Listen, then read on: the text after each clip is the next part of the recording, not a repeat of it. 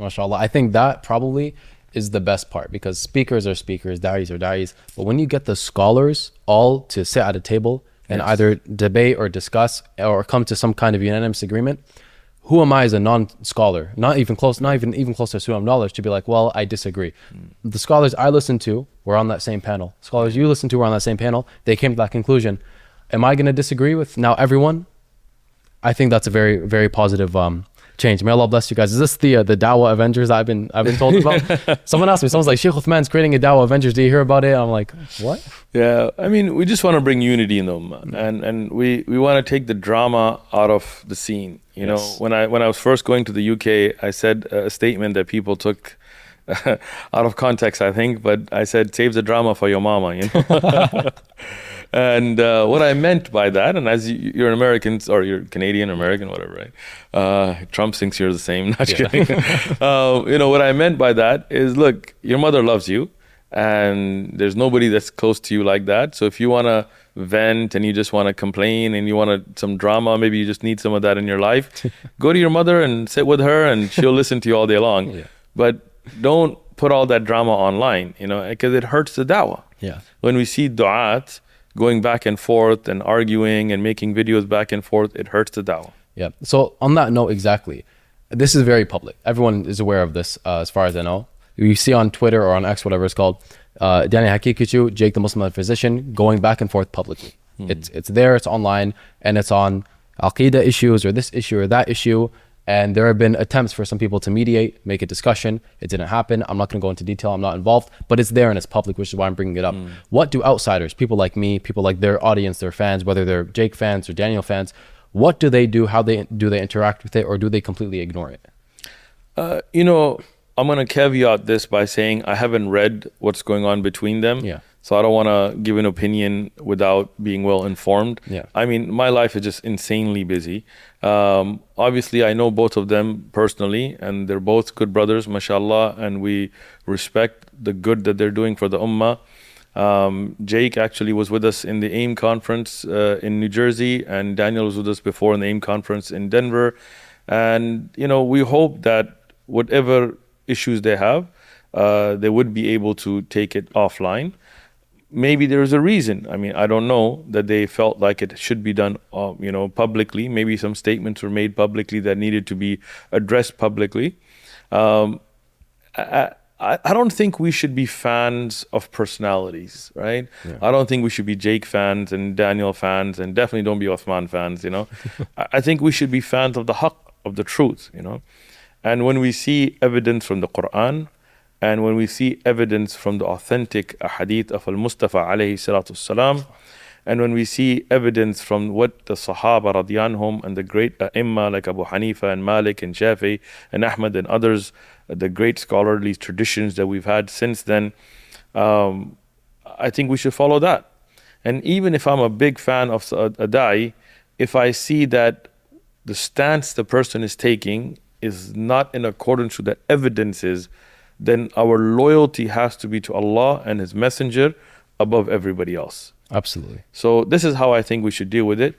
The second thing I will say is we should always have nasiha for our brothers and sisters. What does that mean? You know, the Prophet ﷺ said, ad-deenun nasiha. He said the religion is not advice, but sincerity and well-wishing. Nasiha in Arabic is a very deep concept, right? For example, if me and you disagree on an issue, and let's say you hold a view in aqidah or fiqh or hadith that I don't agree with, right? Does that mean I should take personal shots at you? Does that mean I should try to expose you as a person?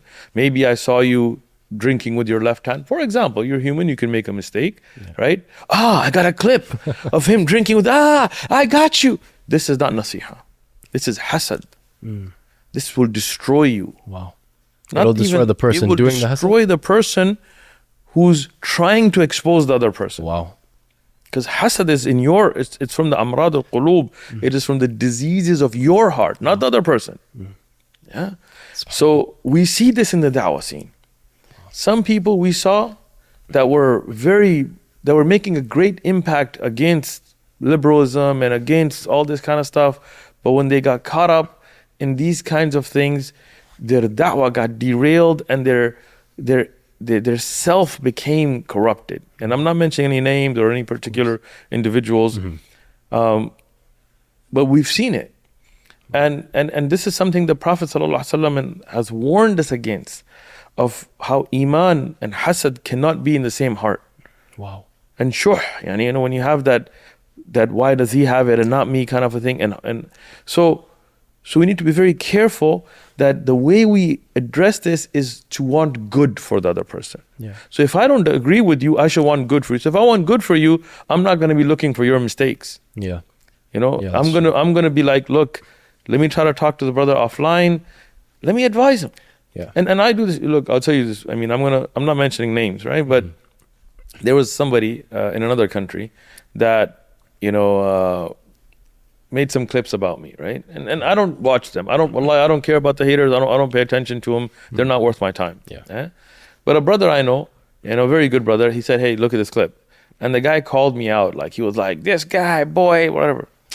I was like, oh my God, this dude's not from the hood. Like, you know, why is he going to try to act like that? Like, you know, whatever. So I didn't respond.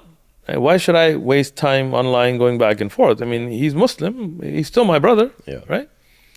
So I was in their country, and a brother went to him and said, hey, you know, Uthman wants to speak to you. Put him on the phone.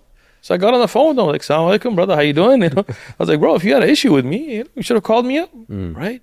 And he was shocked. He was like, look, I didn't expect this from you. I thought, you know, I was like, nah, bro, it's not like that. Like, look, if I had like, I'm from the hood. Like if me and you have an issue, I'll pull up to you. Seriously, like, I'll pull up, you know, that's right. But you're Muslim. Like, you're my brother. Like, I'm not trying to gang bang with you or something. We're not trying to have a gang fight because we're Muslims, we're brothers. So if I got an issue, I'll give you a call. Yeah. And if you got an issue, give me a call. We can sit down. We can talk it out, you know, as brothers. But don't cause this scene online. And he was very old. He was like, look, I'm sorry. Wow. I apologize. My excuse is that I didn't, you know, people would keep mentioning you and stuff that you said. And I kind of my emotions got the best of me. And let's sit down. I said, great. We'll have some tea. Wow. We'll talk. We'll work it out. And look, we can agree to disagree. Yeah. It doesn't have to be that we're going to be the same people, right? And if you bring me some evidences, okay, I can follow you. And if I bring you the evidence, then you should follow the opinion I follow. Yeah. If we implement that, wallahi, we'll take care of stuff. If we implement this hadith of ad-din al-nasiha, that it's well-wishing, wanting good for you, even if I disagree with you, even if you wronged me,